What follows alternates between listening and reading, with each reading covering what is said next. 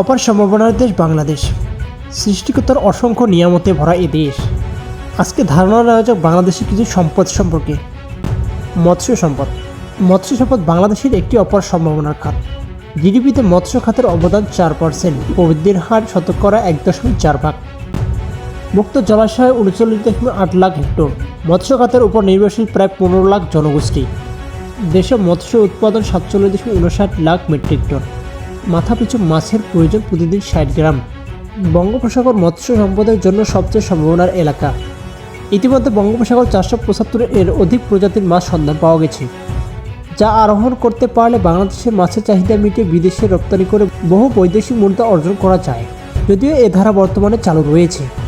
বর্তমান দেশে উৎপাদিত মাছের সংখ্যা 73% আসে অভ্যন্তরীণ উৎস থেকে এবং 27% আসে সামুদ্রিক উৎস থেকে। গভীর সমুদ্রের টুনা ও সমজাতীয় পেজালিক মাছ আরোহণ পাইলট প্রকল্প বাস্তবায়িত হচ্ছে। 2008 থেকে 2009 অর্থবছরে দেশে ইলিশের উৎপাদন হয়েছিল 2.99 লাখ মেট্রিক টন। 2021 এবং 2022 অর্থবছরে তা বেড়ে দাঁড়িয়েছে 6 লাখ টন। আমাদের দৈনন্দিন খাদ্যে প্রাণীজ আমিষের প্রায় 60% যোগান দেয় মাছ। দেশের রপ্তানি আয়ের 1.39% মৎস্য খাত থেকে। উল্লেখ্য, অভ্যন্তরীণ মুক্ত জলাশয় ও চাষকৃত বদ্ধ জলাশয় থেকে মাছ উৎপাদনে বাংলাদেশ বিশ্বে বর্তমানে যথাক্রমে 3য় ও 5ম স্থান অধিকার করেছে। বনজ সম্পদ।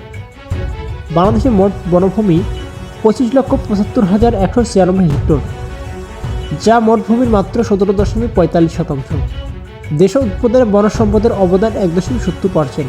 প্রবৃদ্ধির হার 5.16।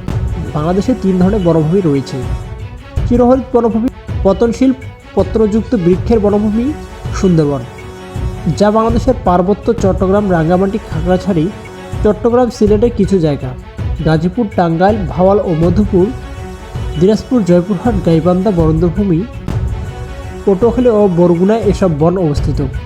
সমগ্র সুন্দরবনে সরকারি অর্থায়নে স্মার্ট মেট্রো লিংক চলমান আছে। পাশাপাশি বাঘ মানুষ দ্বন্দ্ব নিরসনে সুন্দরবন সংলগ্ন জনতাকে সঙ্গে নিয়ে 49টি ভিলেজ টাইগার রেসপন্স টিম গঠন করা হয়েছে।